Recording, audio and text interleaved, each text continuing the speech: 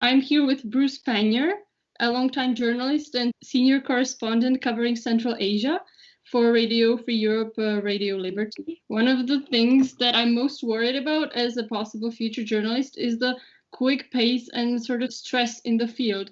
Does it have to be like this? And is it manageable, or how do you personally cope with it? I think you can get into it pretty easily no matter what. So, it can get hectic. But that said, it's always not so difficult to adapt to the pace. There's a lot of times I thought I had so much to do, I might not ever finish, but I always did, and that's a good feeling too, that when it's over and But it's like a medium-sized story. How long does that usually take you? it takes a little while to look up more just to the details. And then you had to do a lot of research because obviously I didn't know. Same like anything else. After a while, you've been working at this and you're familiar with the terms, and it becomes very, very easy to do it. To the point where I liked covering that better than most other topics, even though I hated it when I started. It takes a little patience and a little while to make sure you get everything right. But if you do it again a couple times, then it becomes much easier and real satisfying too. You know that there's a small group of people who know about this stuff, and you're one of those small group of people. What would you recommend to a future journalist to study or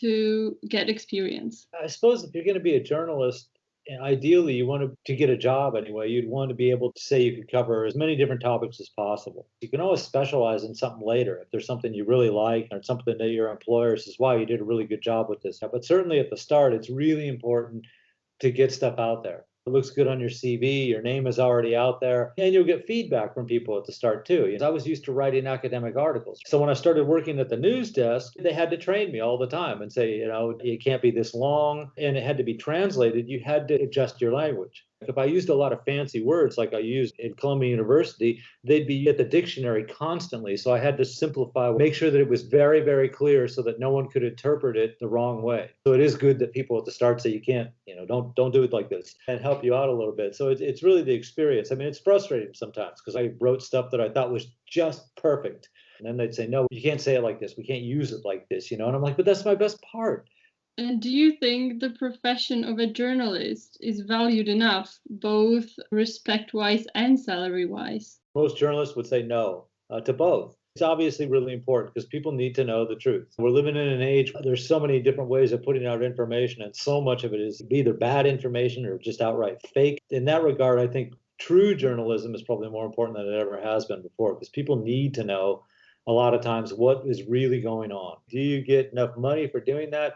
This is tough. I think almost everyone that does journalism does it because it's just something they like to do. Eventually, chances are you'll get to write about stuff that you really like to write about, and you'll be known for writing about that. So people will seek you out. You get to see a lot of things and meet a lot of people. All the people that I ran into at the radio, heads of state, ambassadors, people like that I just never would have met. It's good to be informed too. If something's going on that you probably know better than them, what's happening out there. Do you have any particular piece of advice for an upcoming young journalist? Write as much as possible. The more you write, the better. Don't turn down anything, even if it sounds horrible.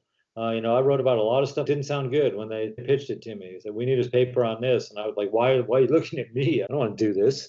The experience is what's important, especially at the start, and if you have to write a couple thousand words a day, have some consolation. 10, 15, 20 years down the road, you won't be writing that many words a day, and you will be working on longer articles. It's satisfying, and at the same time, like I said, it gives you a certain expertise and knowledge that other people don't have. Thank you. Thank you so much. Mm-hmm. You're welcome. I'm glad to help.